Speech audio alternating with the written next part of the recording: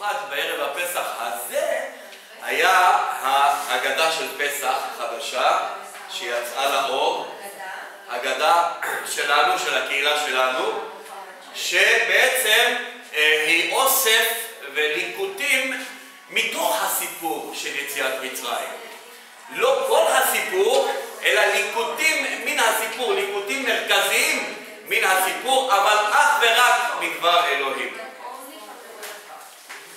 כמו שאתם רואים שכתוב על ההגדה, הערב הזה הוקדש לכבוד אבינו שבשמיים והדר תפארת ישוע המשיח, שהוא בעצם זה הפסח, מושיע עמו ישראל וגואלו.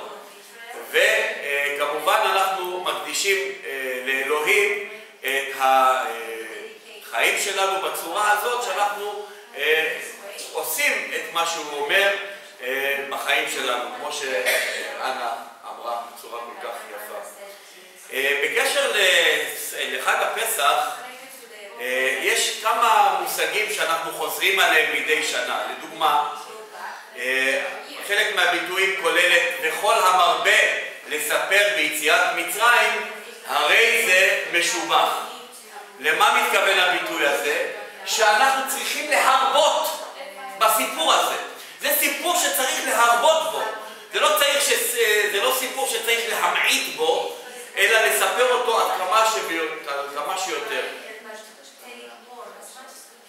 מה יש לדבר כל כך הרבה על הסיפור הזה? האמת היא שאני מתוך ניסיון גם אישי פה בישראל, לפני שהפכתי לתלמיד של ישוע, די נמאס לי לשמוע את הסיפור הזה. הרי כמה אפשר לשמוע את אותו הסיפור מחדש על משה בתיבה ועל זה שפרעה רצה להשמיד את כל הילדים הזכרים, ועל כך שבעצם בני ישראל סבלו במצרים כל כך הרבה, הם היו עבדים. כולנו מכירים את הסיפור הזה בצורה מאוד מאוד קרובה. עוד ביטוי אחד שמדבר, עוד ביטוי אחד נקרא, בכל דור ודור חייב אדם לראות עצמו כאילו הוא יצא ממצרים. גם הביטוי הזה, תאמינו או לא, הוא די שחוק. כי אנשים ממש היום לא רואים את עצמם כאילו הם עצמם יצאו ממצרים. אפילו חלקם, יש כמה אנשים תתפלאו, אבל אולי גם אפילו לא יצאו מהארץ. לא רק לא יצאו ממצרים. קצת קשה להאמין, אבל היום כשאתם הולכים בשדה תעופה, יש יותר אנשים שיוצאים נראה לי מהארץ מאלה שבאים לחגוג כאן את חג הפסח. המון אנשים נוסעים לחו"ל דווקא בפסח. וזה, שימו לב, זה קצת שונה, כי בדרך כלל אנחנו יודעים שחג הפסח הוא חג של אחד משלושת הרגלים, שהיו מה עושים? עולים מירושלים בחג הפסח. אבל אנחנו רואים שהסיפור הזה הוא לא כל כך ממש מלהיב אנשים כדי שחג הפסח יהיה מרכזי בחיים שלהם. איך אנשים יכולים בעצם לראות את עצמם כאילו הם יצאו ממצרים? הסיפור הזה, סיפור יציאת מצרים, הוא סיפור מאוד ידוע. וכאשר אנחנו כבר מכירים את הסיפור, הוא כבר לא כל כך מעניין. אנחנו יודעים את ההתחלה של הסיפור, את האמצע שלו וגם את הסוף שלו. זה סיפור שבעצם אפשר להגיד סיפור דרמטי, אבל לא חסרים לנו סיפורים דרמטיים בחיים. כמה ערוצים יש לאנשים בטלוויזיה היום? כמה סיפורים שומעים היום? הסיפור של יציאת מצרים הוא לא כל כך סיפור מלהיב, במיוחד בדור שאנחנו חיים היום. הסיפור של יציאת מצרים הוא סיפור שיכול להיות רלוונטי מאוד בחיים שלנו, אם אנחנו באמת מכירים את הסיפור. מי קרא בזמן האחרון את ההגדה של יציאת מצרים בליל סדר מסורתי יהודי? אולי לא קראתם את זה, אבל ההגדה היהודית המסורתית לא כל כך ממש מספרת את הסיפור עצמו, אלא בעצם את ההתייחסות לסיפור הזה. ועוד כמה סיפורים שהם אפילו לא מוזכרים בדבר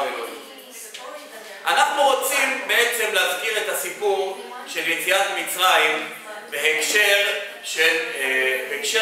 של התכלית של התוכנית של אלוהים.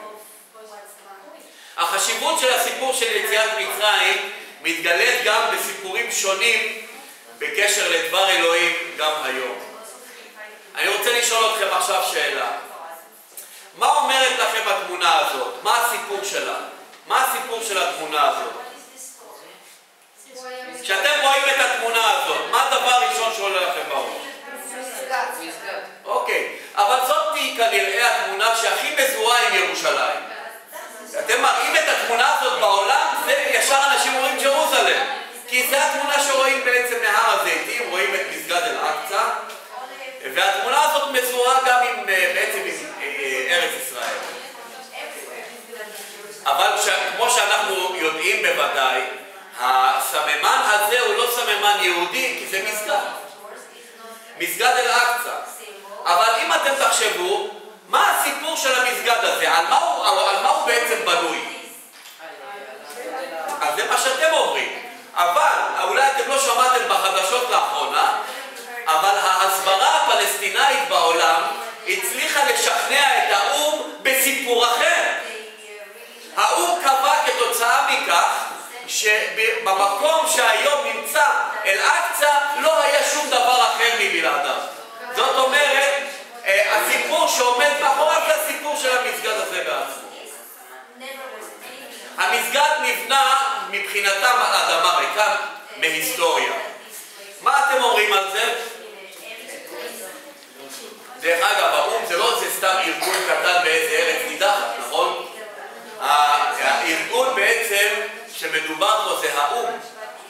האום בעצם קובע שהמסגד הזה עמד שם תמיד. הוא משנה עכשיו סיפור. איזה סיפור הוא מנסה לשנות?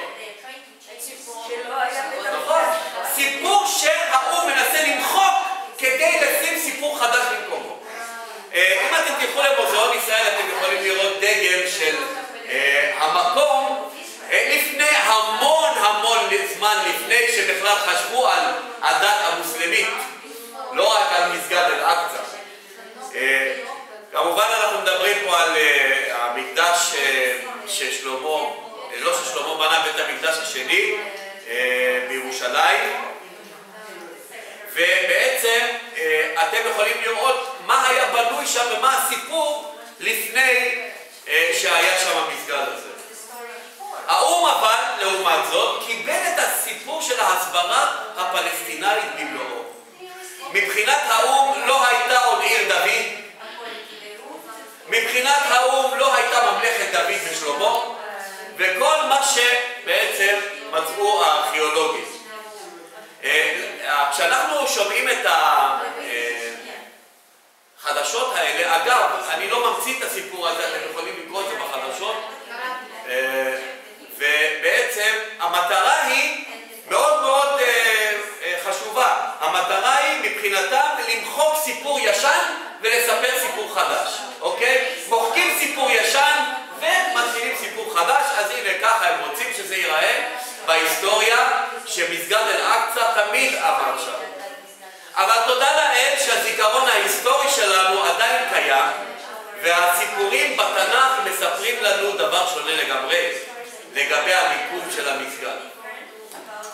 דבר אדוני חוזר ומדגיש את החשיבות הזיכרון ההיסטורי של הישועה שלו. הסיפור של יציאת מצרים עומד בסכנה דומה. הסיפור של יציאת מצרים בעצם זה סיפור שאלוהים רוצה שאנחנו נזכור. אל תחשבו שבעצם כשאני מדבר על הסיפור הזה, רק אני עושה מזה עניין גדול. אם אתם תקראו במסמך החשוב ביותר שקיבלו בני האדם מאז ומעולם, שנכתב באצבע אלוהים, והמסמך הזה בעצם מצווה עלינו לזכור. תקראו את המילים הבאות בדברים 5:15, כתוב, וזכרת כי עבד היית בארץ מצרים. הדברים שאנחנו קוראים אותם כאן הם נכתבו למעננו, למען כל אחד ואחד מאיתנו. הזיכרון שלנו צריך לעמוד נגד כוחות היום בעולם שרוצים למחוק את הסיפור הזה מהתודעה שלנו. אלוהים קם ואומר, וזכרת כי עבד היית בארץ מצרים. אלוהים עושה עניין גדול מסיפור יציאת מצרים. אנחנו קמים ומדברים בסמכות של אלוהים ואומרים, אנחנו מאמינים לך, אנחנו כן רוצים לזכור את סיפור יציאת מצרים. אנחנו רוצים לזכור אותו כי אנחנו לומדים מהכתובים על החשיבות העצומה של הסיפור הזה בחיים שלנו, לא רק כדי שאנחנו נזכור מה קרה בעבר, אלא יותר חשוב מכך, מה מצפה לנו גם בעתיד. זה מאוד מעניין לי לקרוא שכבר בדיבר הראשון אלוהים מדגיש את החלק שלו בסיפור הזה. החלק שלו הוא החלק העיקרי. הדיבר הראשון בעשרת הדיברות אומר, אנוכי אדוני אלוהיך, שימו לב, הזהות, אשר מה עשיתי? הוצאתיך מארץ מצרים ממצב של עבדות, מבית עבדים. אנחנו קוראים את זה כבר בדיבר הראשון. אם יקומו בני אדם ויגידו, הסיפור הזה הוא כבר לא רלוונטי. אלוהים אומר כבר בדיבר הראשון, על מה אתם מדברים? אתם צריכים לזכור את מה שאני עשיתי בשבילכם, אחרת אתם לא תגיעו למקום שאני רוצה שאתם תגיעו. אני רוצה להוציא אתכם מארץ מצרים, מבית עבדים, וזכרת. הוא אמר את זה גם על השבת. זכור את יום השבת לקודשו.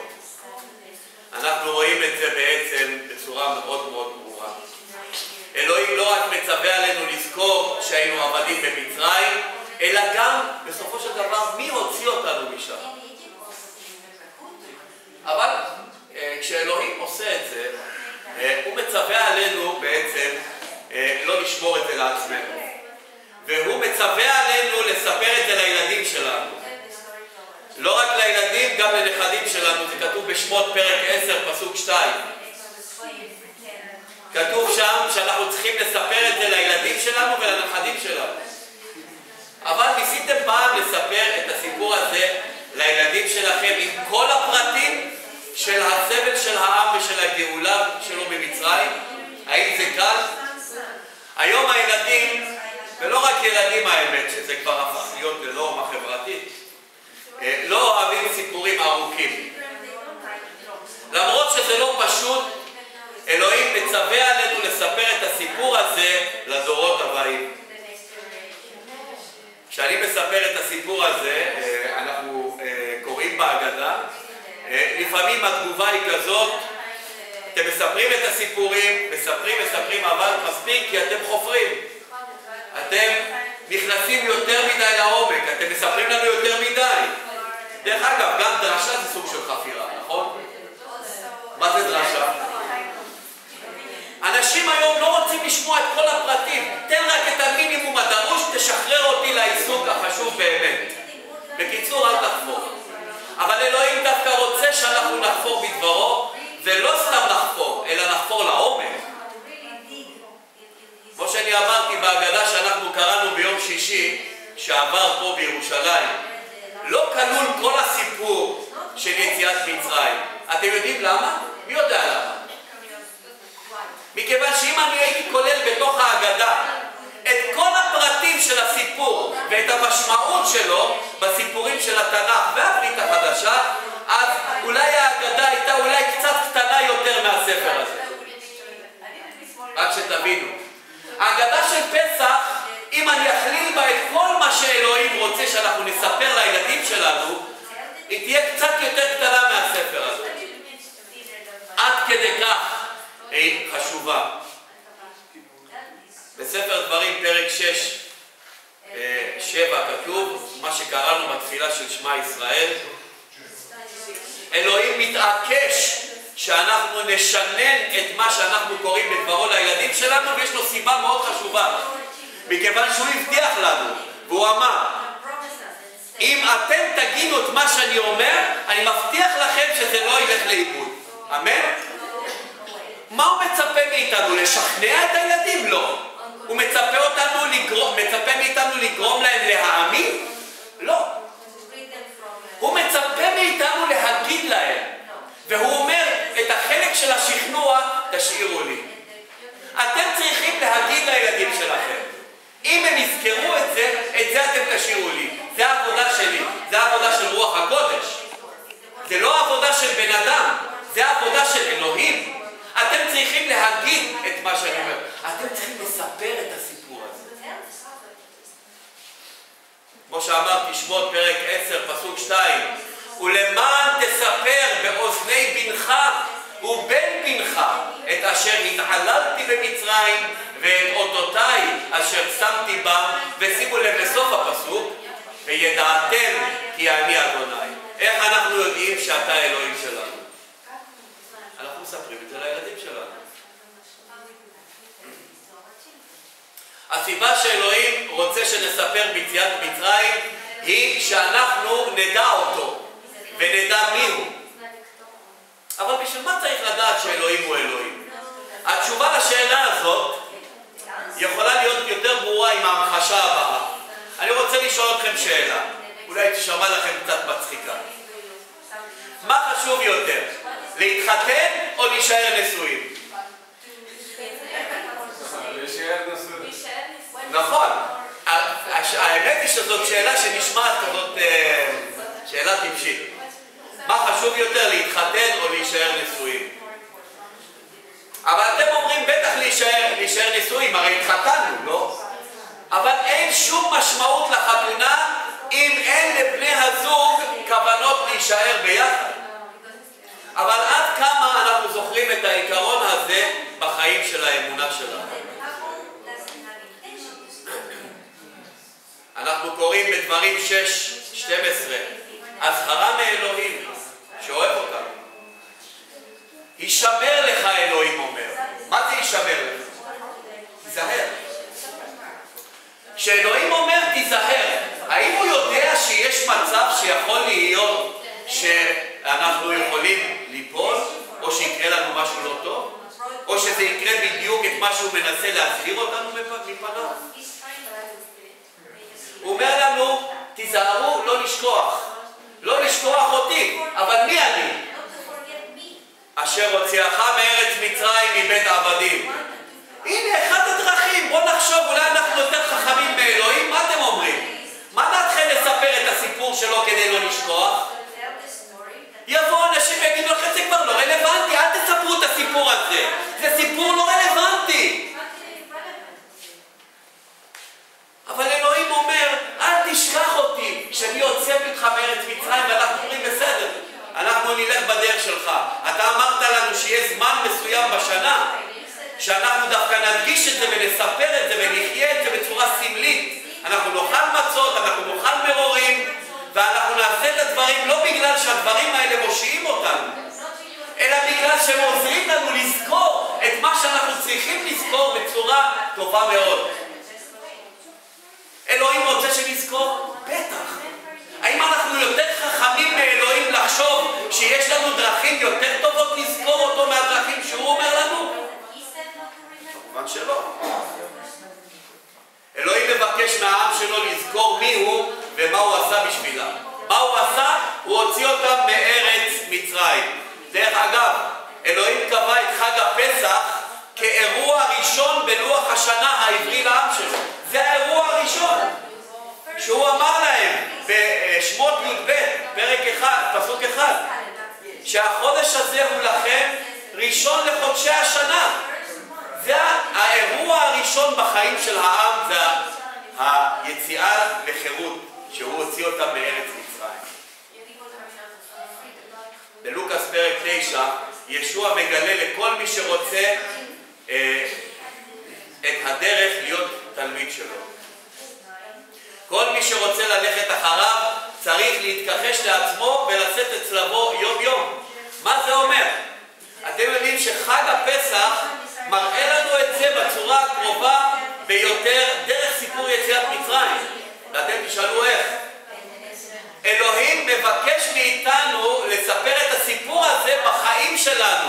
האם אנשים שמסתכלים עלינו רואים שאנחנו בעצם אנשים שיצאו מבית עבדים? האם אנחנו חיים את החיים שלנו בהתאם לסיפור הזה? אלוהים מבקש מאיתנו לספר את הסיפור הזה בחיים שלנו כעבדים, העומדים לפני שחרור ממצרים. הוא מבקש מאיתנו התחייבות יומיומית לאמץ בחיים שלנו את הסיפור הזה. וזה בשביל סיבה מאוד חשובה.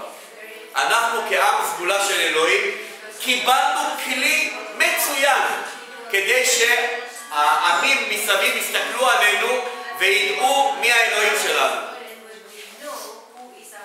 כדי שכל אדם יראה בנו את סיפור יציאת מצרים בצורה מאוד ישירה. במה? בשני דברים. כשאנשים יסתכלו עלינו, הם יראו את הסיפור הזה במה שאנחנו נגיד ובמה שאנחנו נעשה בחיים שלנו. אם אנחנו רק נקרא בהגדה הזאת כעניין פולקלוריסטי וזה לא יהיה משמעותי בחיים שלנו, אז אנחנו לא נוכל לייצג את אלוהים כפי שהוא רוצה. ההתחייבות שאלוהים מבקש היא התחייבות יומיומית, שהשיא שלה בעצם בשבוע הזה שאנחנו חוגגים את הפסח. ישוע אומר לכל אחד שרוצה לצאת ממצרים של החטא, לקחת ברצינות את היחסים שלו עם אלוהים.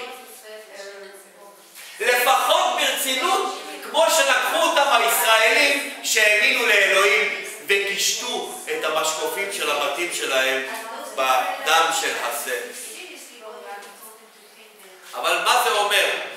זה אומר שלסיפור של יציאת מצרים יש מקום בחיים של כל אחד מאיתנו. והחשיבות שאנחנו ניתן לסיפור הזה בחיים שלנו תקבע את היחסים שלנו עם אלוהים. העולם מנסה בכל הדרכים למחוק את הסיפור הזה. גם בתוך הקהילה. הסיפור הזה אומרים לכם הוא לא רלוונטי יותר. זה סיפור שצריך לשכוח אותו. זה סיפור לא רלוונטי. אבל כל הסמליות של החג מצביעה בעצם כמה רלוונטי החג הזה לאדם המאמין. הסיפור של יציאת מצרים יש מקום בחיים לכל אחד מאיתנו. וזה מה שבסופו של דבר יקבע את היחסים שלנו עם אלוהים. בכל רעיון עבודה שאתם הולכים, יש הסכמה כללית בין העובד למעביד להתחייבות הדדית. העובד מתחייב להקדיש מזמנו ומכישרון שלו עבור המעביד, והמעביד מצידו מתחייב לשלם לו על כך.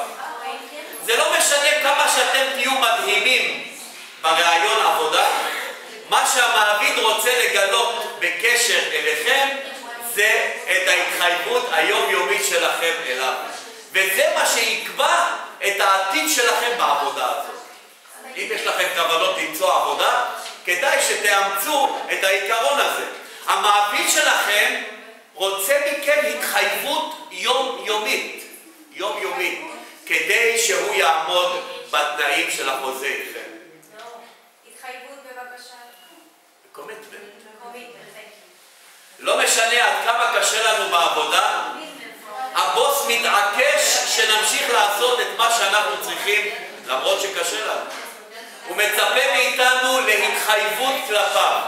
בואו נעמוד ביחד בהתחייבות הזאת. איך אנחנו יכולים שתהיה לנו התחייבות לאלוהים? שני דברים. קודם כל אנחנו צריכים לדעת מה עלינו לעשות, ודבר שני, להחליט לעשות את מה שאנחנו יודעים. לקום ולעשות את זה.